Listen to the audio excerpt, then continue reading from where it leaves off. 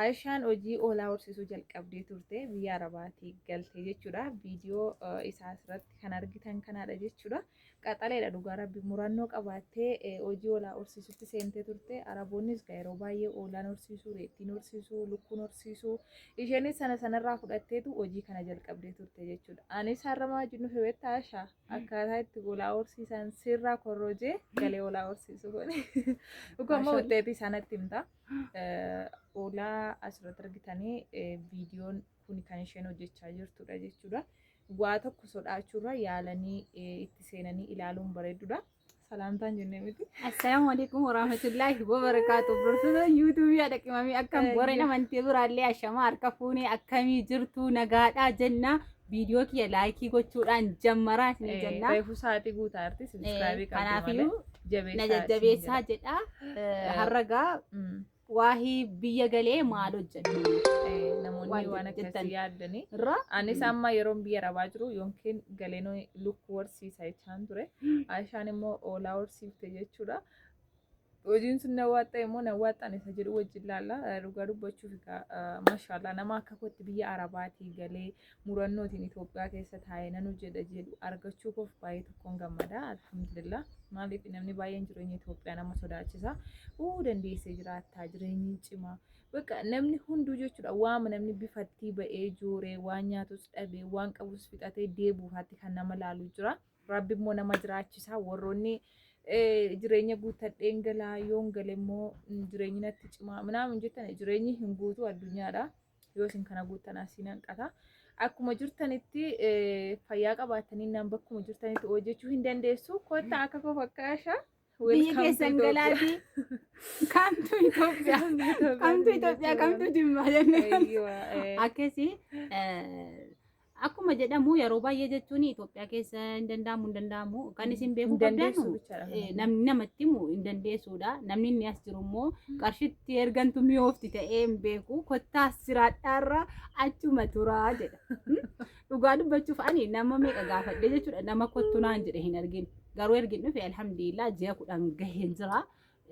Biyya keessa jiraataa dhuman jira. Kunoo shonkoraa dhaabdeera. Kunoo shonkoraa dhaabdeera. Yeroo biraan isin agarsiisa. Bibbiqilee jira. Hojiinis immoo ni hojjetama.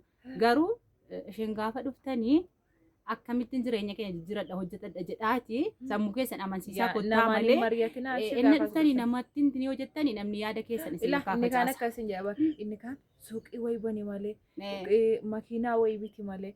Kana wayi godhi malee ati waan ta'uuf waan hin taane itti teessee ilaaluu qabda malee waan namni itti galii kana godhi sana godhi jedhetti amma qoyyoo kaate dhufteetu biyyatti hin barin hojii maaltu deemaa osoo hin barre yoo kaate suuqii bante suuqiin sun hin deemaa fi hin nyaataa fi hin baasaa osoo hin beekin ajaja namaan goote ko booddee keessatti obsuu sabaruu hin dandeessu namaan waan mari'atina.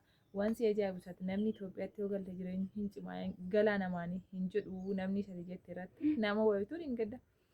Maashaallah ofii ilmoos qabanii jireenyas jiraataa jiranii anaan immoo maaliif biyya isa kanatti galtee jireenyi hin cimaa as jiraachuun baay'ee ulfaata naan jedhamna. Innaa koshiin amma daamii jireenya namaan ta'u amma humna qabdutti amma fayyaa qabdutti. Amma humna qabdutti. Innaa kana qofaa miti ani waggaa 2 dura yaanii riyyaan kiyya tokko as jirti biyya dhufuufani birrii 200 qaba maal hojjechiisaan jedhe jennaan. Kulliitii si hojjechiisa birriin kun. Kulliitiin mana Kulliitii jechuun akka karakee akka jimmaatti kan qarara ta'anii waa gurgurannu san. Innaa namni akka sabdii si murachiisa. Dhugaa birrii 100 jechuudha. Hojiin ni hojjetama. Innaa viidiyoo kanarratti kan isin kaa'u ani oolaa 15 fi re'ee 15 reettii jennan akka jimmaatti dubaree. Innaa 100 wayiidhaan kanan bite jechuudha. Innaa 200 hin fixree yoo waahee jechuun nama gaafatanii gaafa jettanii birrii 100 hojiin hin jiru 200 hojiin miliyoona 2 dhugaa soba. Yoo waa'ee mana daabboo faan ijoolleen barbaadanii manni maashinaa jira deemee viidiyoo isiniif han waraabaa safara keenyatti ibsaan dadhabaa waan ta'eef han jammaru dhiisee waa'ee dhuma hojii jechuudha maallaqa guddaa nama gaafata jedhee namni nama sodaachisu mana daabbooti. Garuu birrii 500 fi 20 qabaannaa mana daabboollee jammaruu dandeessu jechuudha. Dhaqee irra gahee ibsaa keenyatu dadhabaadha. Innaa daka sanarratti hojjetu ijoolleen maayikroodhaanii kanuma biyya ormaarraa dhufan ijoolleen hojjetan sunillee.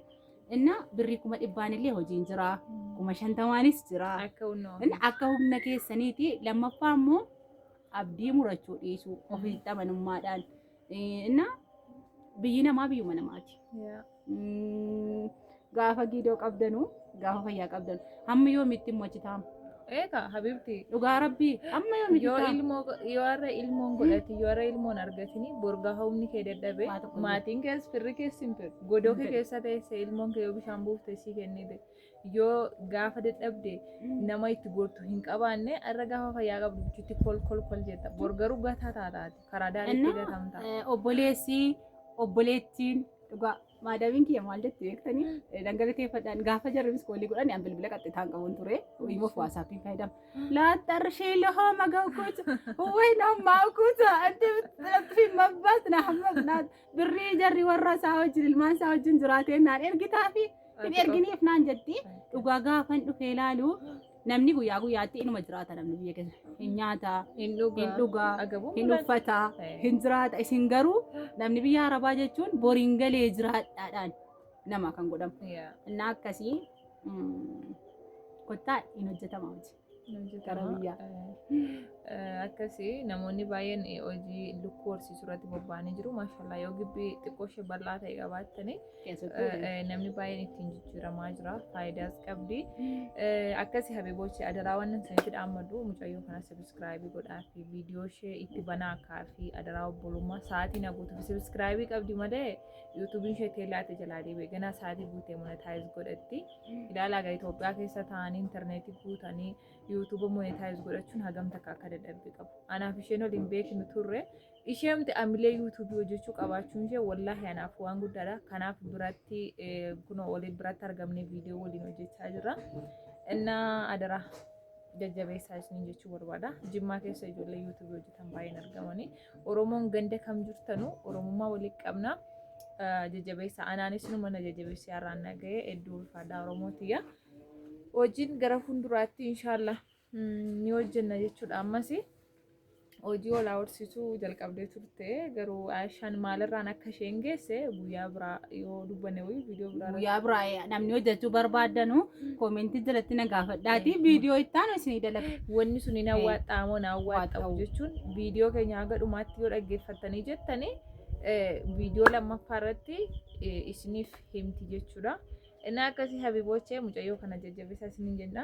Innaa waa hunda dadhaabdee maashaallah yerootiin galtee arfaasaa qaqqabatte jechuudha. Kun shonkoranuu cabsitee raafuu jira maashaallah tabarakallah maangoo jira namni qe'aashaa dhuftan immoo firaafiree nyaattu jechuudha asumaan namni kottaa namni barbaadan isiniin jechuu barbaanna.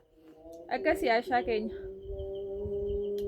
Maal daganne waan daganne jira wanti daganne wanti biraa hin jiru jarri waan barbaadan koomentii jalatti barreessinaan atillee hin dalagdaa fi viidiyoo anillee hin dalagaa fi isinillee kan sillee laayikii gochuudhaan odaa ajajachuudhaan maal jechuudhaan ijoolleen jimmaa isintu dhiyoo jiru jechuudha odaa ajajachuutti meeshaa barbaadan arabiyaa majlisii algaa meeshaa manaa guutuu miisoo yuutuub gaafachuu dandeessu jechuudha maaliif beektan egaa isheen intee turte intee duraan yuutuubii irratti akka gara biraa taate kanaafiyyuu wallagga dhaloota kiyyaa garuu uummata jimmaa tajaajiluun qabaa jettee tiktookara qabu malee yuutuubara hin qaban yuutuubara warra jimmaa ta'uun qabaa jedheetanii dhuftee jira yuutuubiisis meeshaasiis ajajachuudhaan guddisaaniin isiniin jedha kanillee atillee galatoomii isheenillee otoo nan ciicatiitu ammallee feemasii mitiin jedhin na barbaaddee guddachuu qabdaa ergii nan hojjedha jettee fedha qabaattee jettee dhuftee asumaan galatoomiin jedhaanii isin immoo